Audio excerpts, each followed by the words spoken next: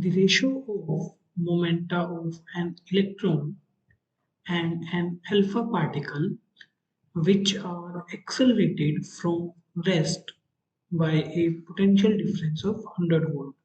Question पूछा गया कि हमारे पास एक इलेक्ट्रॉन है एंड एक अल्फा पार्टिकल है, दोनों को हमने सेपरेटली एक्सेलरेट किया from rest through a potential difference of 100 volt. Suppose इस रीजन में 100 वोल्ट का पोटेंशियल डिफरेंस है. These lines are electric field lines. ये पॉजिटिव पोटेंशियल का रीजन है, ये नेगेटिव पोटेंशियल का रीजन है, और इन दो रीजन्स के बीच में पोटेंशियल डिफरेंस है V is equal to 100 volts. अब हमें बताना है कि ratio of the momentum of electron and proton, that is momentum of electron divide by momentum of alpha particle. Specific charge of electron वो आपका हो जाएगा इलेक्ट्रॉन का चार्ज करेंगे through potential difference of V volts, then kinetic energy of charge particle.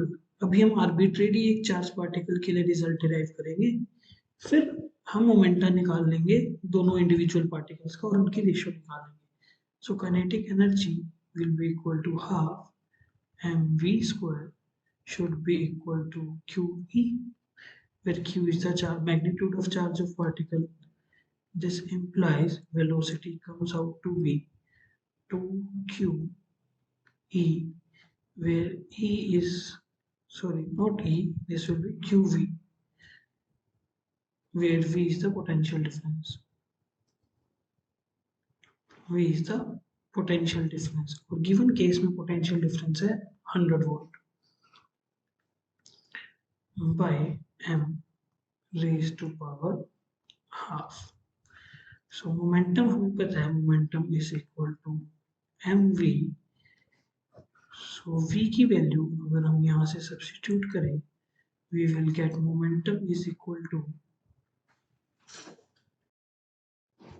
Divided by उसका मास. ठीक है. अच्छा, ये 2q v by m raised to power half.